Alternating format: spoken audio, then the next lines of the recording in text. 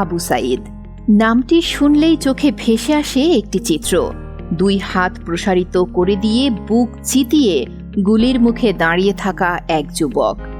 সদ্য শেষ হওয়া কোটা সংস্কার আন্দোলনে সামনের সারিতে থেকে নেতৃত্ব দিয়েছিলেন আবু সাঈদ। গত 16 জুলাই দুপুর 2টার দিকে রংপুরের খামার মোড় থেকে শিক্ষার্থীরা মিছিল নিয়ে বিশ্ববিদ্যালয়ের 1 নম্বর ফটকের সামনে যান। এই সময় তারা বিভিন্ন স্লোগান দিতে থাকেন। শিক্ষার্থীরা ক্যাম্পাসে প্রবেশের চেষ্টা করলে পুলিশের সঙ্গে শিক্ষার্থীদের সংঘর্ষ হয়। এক পর্যায়ে পুলিশ প্রায় 200 রাউন্ড গুলি ও রাবার বুলেট ছোড়ে। এই সময় পুলিশের গুলিতে আবু সাঈদ নিহত হন। আবু সাঈদ রংপুরের পীরগঞ্জ উপজেলার মদনখালী ইউনিয়নের বাবনপুরের বাসিন্দা মকবুল হোসেনের ছেলে। কোটা সংস্কার আন্দোলনে বেগম রোকেয়া বিশ্ববিদ্যালয়ের অন্যতম সমন্বয়ক ছিলেন ইংরেজি বিভাগের 12তম ব্যাচের এই শিক্ষার্থী। পরদিন 17 জুলাই তাকে বাবনপুর গ্রামের বাড়িতে দাফন করা হয়।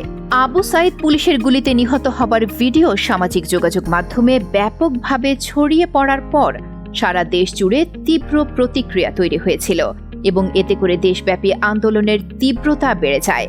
পুলিশ ও ছাত্রদের মধ্যকার সংঘর্ষ সাধারণ জনগণের মধ্যেও ছড়িয়ে পড়ে। এর ফলশ্রুতিতে 5 আগস্ট শেষ পর্যন্ত ক্ষমতাসীন আওয়ামী লীগ সরকারের প্রধানমন্ত্রী শেখ হাসিনা পদত্যাগ করে পালিয়ে দেশ ত্যাগ করতে বাধ্য হন।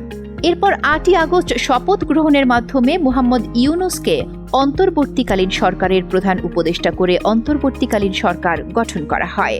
রাষ্ট্রপতি 6 আগস্ট সংসদ বিলুপ্ত করার ঘোষণার পর অন্তর্বর্তীকালীন সরকার আগামী পার্লামেন্ট নির্বাচন না হওয়া পর্যন্ত দায়িত্ব পালন করবেন। শপথ গ্রহণের একদিন পরেই কোটা সংস্কার আন্দোলনে পুলিশের গুলিতে প্রথম নিহত বেগম রোকেয়া বিশ্ববিদ্যালয়ের শিক্ষার্থী আবু সাঈদের বাড়িতে যাবেন অন্তর্বর্তীকালীন সরকারের প্রধান ডক্টর মোহাম্মদ ইউনূস।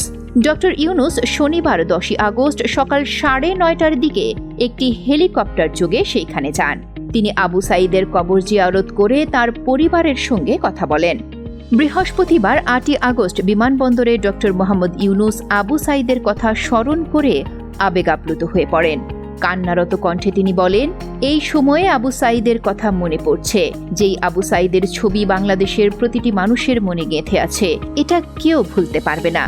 তিনি আরো বলেন, কি অবিশ্বাস্য একটা সাহসী যুবক বন্দুকের সামনে দাঁড়িয়ে আছে এবং তারপর থেকে আর কোনো যুবক কোনো যুবতী হার মানেনি, সামনে এগিয়ে গেছে এবং বলেছে যত গুলি মারো, মারতে পারো, আমরা আছি।